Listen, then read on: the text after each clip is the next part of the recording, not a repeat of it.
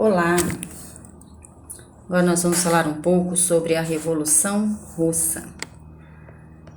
No final do século XIX, o Império Russo era o maior país do mundo, 22 milhões de quilômetros quadrados, e abrangia uma população de cerca de 160 milhões de habitantes, composta de dezenas de povos com línguas e costumes próprios. O regime político era a monarquia absolutista e todo o poder se concentrava nas mãos do czar. Ele nomeava e demitia ministros conforme sua vontade, censurava jornais e revistas e decidia em nome da nação. E de 1613 a 1917, o Império Russo foi governado pelos czares da dinastia Romanov. O czar e sua família, a nobreza e o clero ortodoxo possuíam enormes privilégios e eram donos da maior parte das terras russas.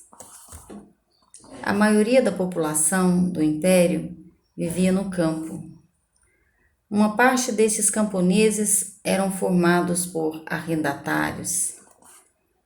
Já a maioria deles, os mejiques, era explorada por seus senhores e pagava ao governo altos impostos pelo uso da terra. E por isso vivia pobremente. Eram eles os mais atingidos pelo analfabetismo, pelas doenças, pelas crises de fome que assolavam o país com frequência. Por isto, a história da Rússia imperial ocorreram várias rebeliões camponesas.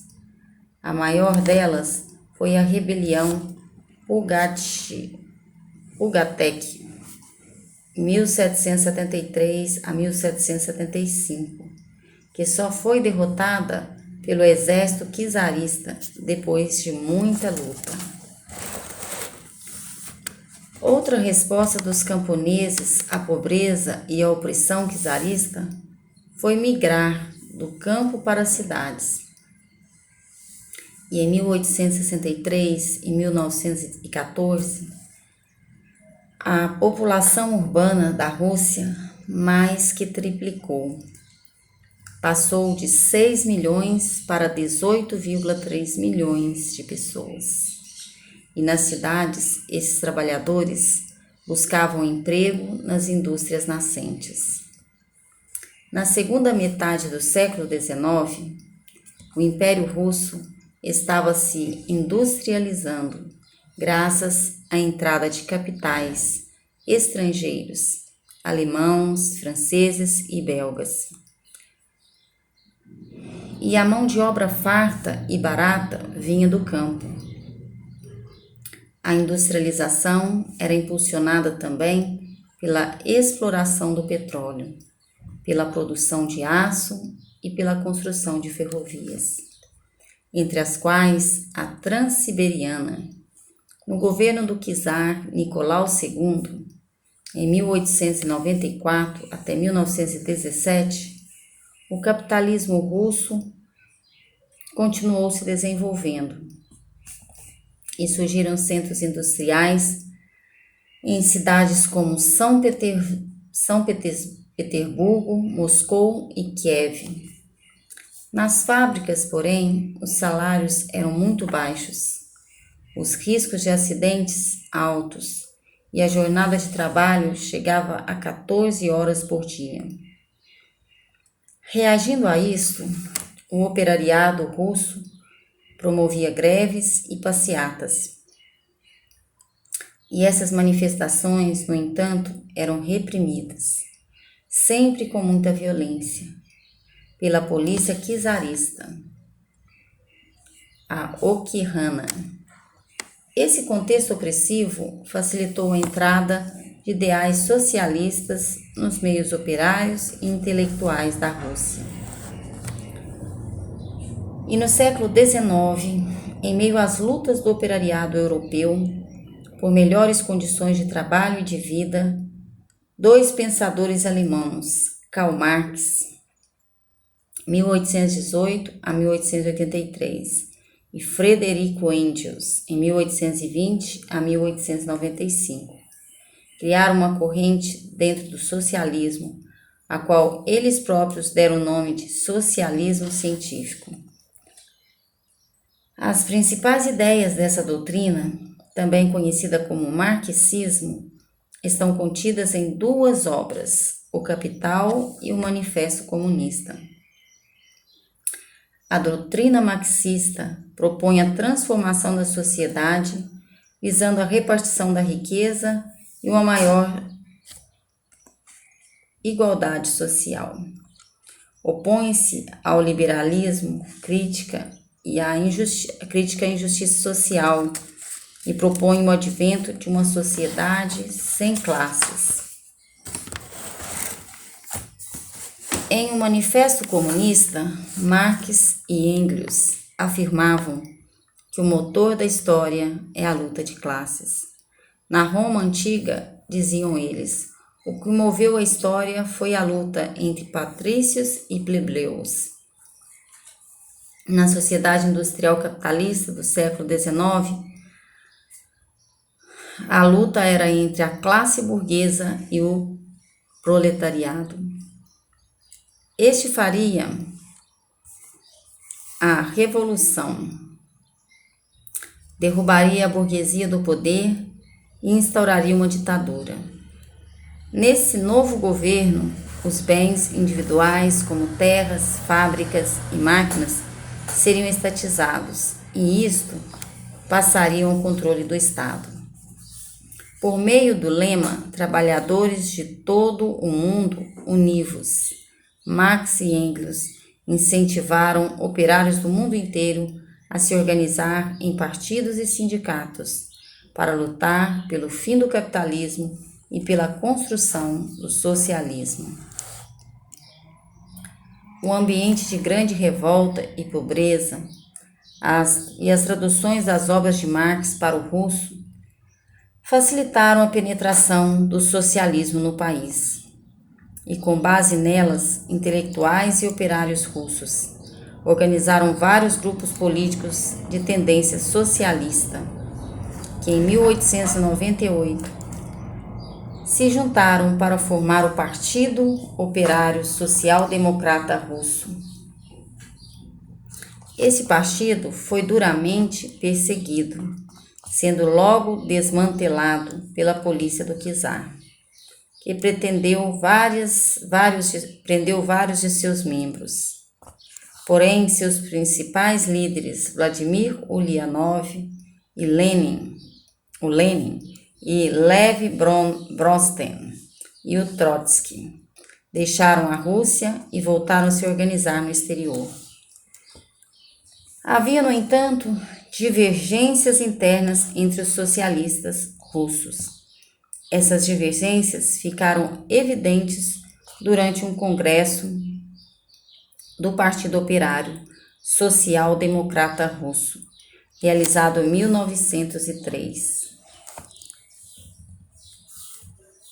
A maioria dos presentes votou nas teses de Lenin e por isso foram chamados de bolcheviques, de maioria em russo. Já os opositores ficaram conhecidos como mencheviques, da minoria em russo.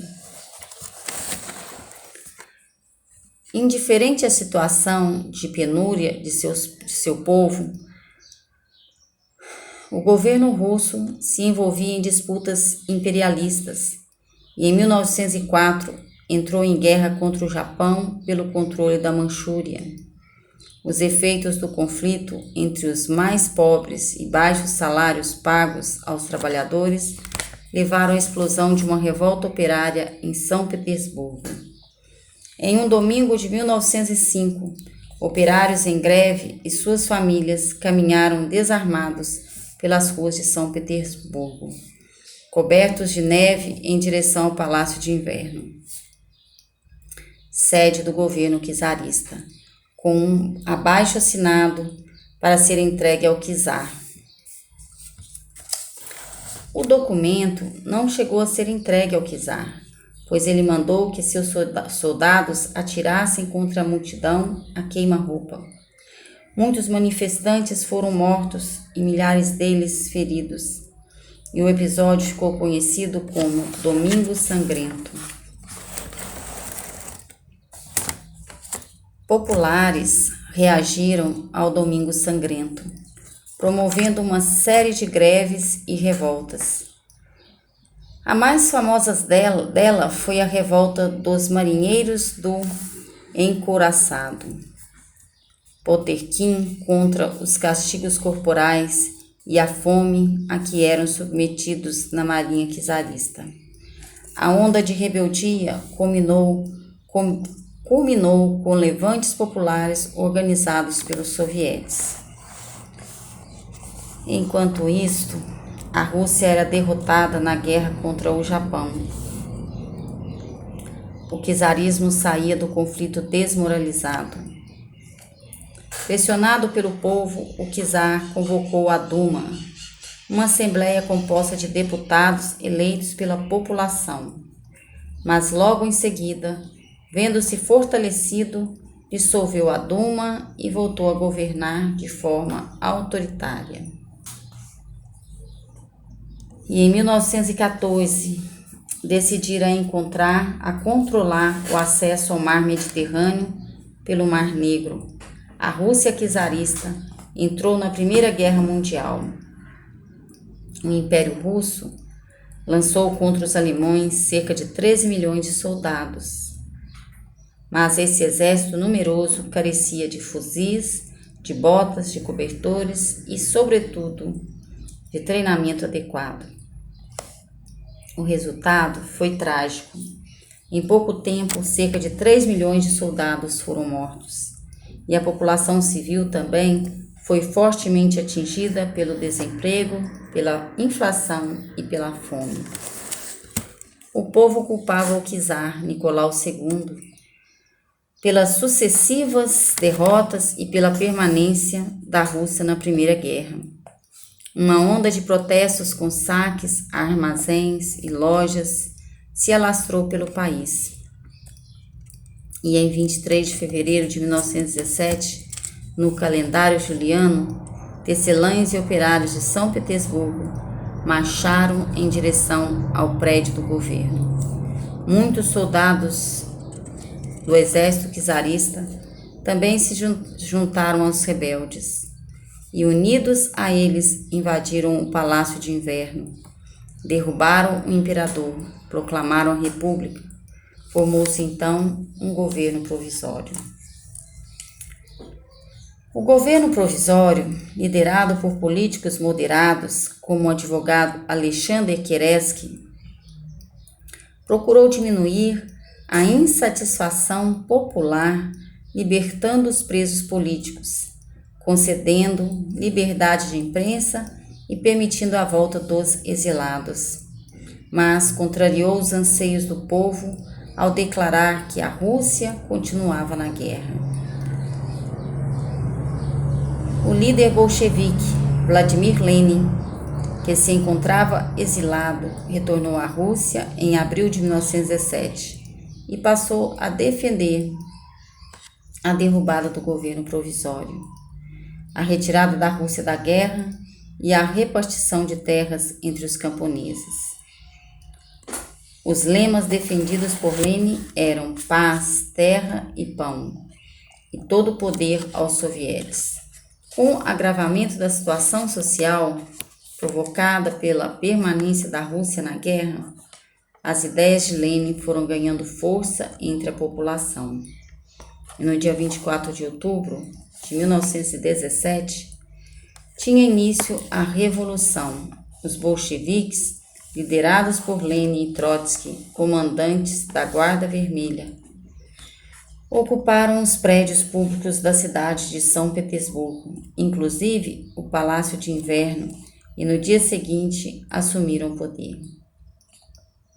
O governo da Rússia passou às mãos dos bolcheviques sob a liderança de Lenin, no cargo de presidente do Conselho de Comissários do Povo. A bandeira comunista foi hasteada no Palácio de Inverno pela primeira vez. O governo bolchevique, liderado por Lenin, adotou várias medidas de grande repercussão social. Propôs a paz aos alemães em 3 de março de 1918. A Rússia saía da guerra, assinando com a Alemanha o Tratado de Brest-Litovsk. Confiscou as terras da família real, dos nobres, da Igreja Ortodoxa e distribuiu entre os camponeses. Estatizou a economia, indústrias, bancos e estradas de ferro e passaram a ser dirigido pelo governo russo. E estabeleceu a igualdade de direito entre homens e mulheres. Essas medidas foram mal recebidas pelos monarquistas, mencheviques e liberais, que com a ajuda das potências capitalistas, Inglaterra, Estados Unidos e Japão, formaram o Exército Branco para combater a Revolução de Outubro. Seus opositores, os bolcheviques, organizaram o Exército Vermelho, comandado por Trotsky. Teve início, então, uma sangrenta guerra civil entre os dois exércitos que se estendeu por 3 longos anos, 1918 a 1921. Durante essa guerra civil, o governo bolchevique adotou o comunismo de guerra e manteve um rígido controle sobre a produção industrial e agrícola e o comércio. Confiscou a produção agrícola dos camponeses para manter o esforço de guerra. Criou tribunais que condenavam sem julgamento todos aqueles que eram considerados inimigos da Revolução. E, na ocasião, o czar e sua família foram condenados e mortos. A guerra civil terminou com a vitória dos bolcheviques. E, ao fim do conflito, porém, a economia encontrava-se totalmente arrasada e o povo russo esgotado e empobrecido. A fome tinha tirado a vida de milhões de pessoas. Diante dessa situação de penúria, o governo de Lenin adotou medidas capitalistas ao lado das socialistas. Combinavam-se, assim, os princípios socialistas com práticas capitalistas. Essa nova política econômica era conhecida como NEP.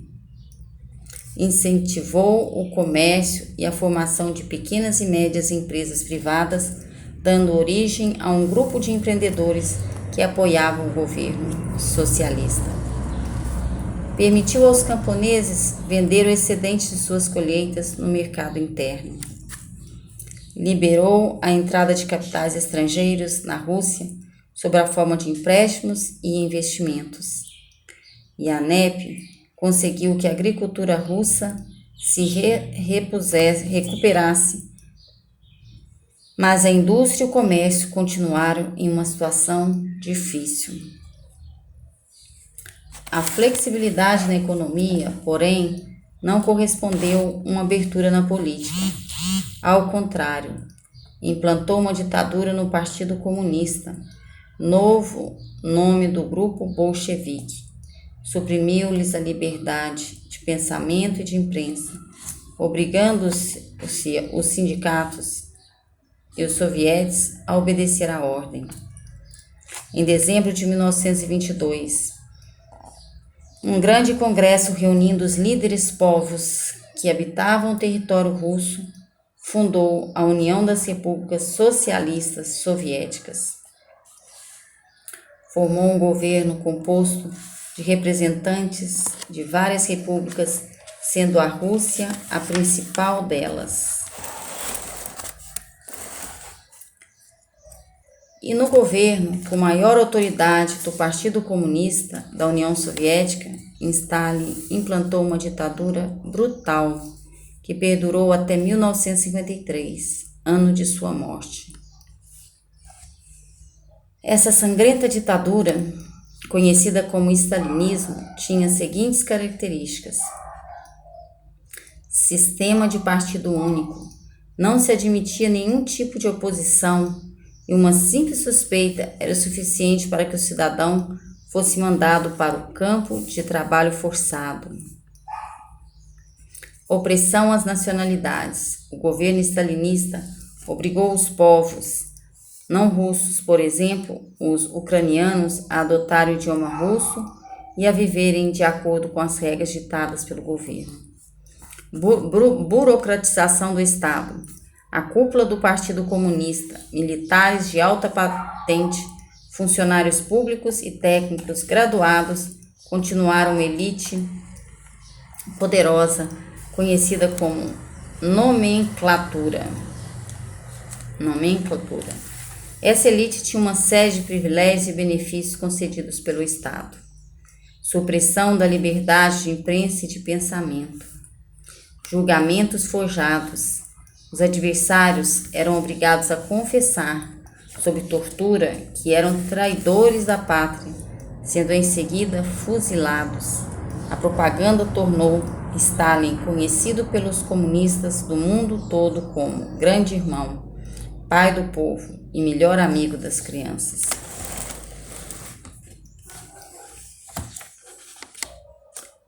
Entre os principais desdobramentos da Revolução Russa, nós podemos citar: apresentou aos cidadãos e às nações a possibilidade de oposição por outro sistema político e social, garantiu igualdade de direito às mulheres e a Constituição de 1918 garantiu à mulher o direito ao divórcio, à herança, à educação e à formação profissional, o mesmo salário que o homem para empregos iguais, acesso a todos os postos de trabalho e direitos políticos iguais.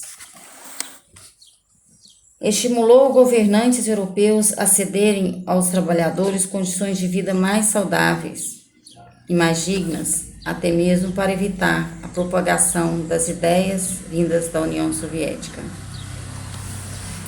Entre esses direitos, nós podemos citar a assistência social e a previdência. Favoreceu as lutas pelas independências em vários países da África e da Ásia e vários partidos políticos africanos e conduziram os processos de independência de seus países, aderiram às ideias socialistas vindas da União Soviética. Influenciou movimentos operários de várias partes do mundo, inclusive do Brasil, e vários líderes operários brasileiros da Primeira República aderiram ao comunismo.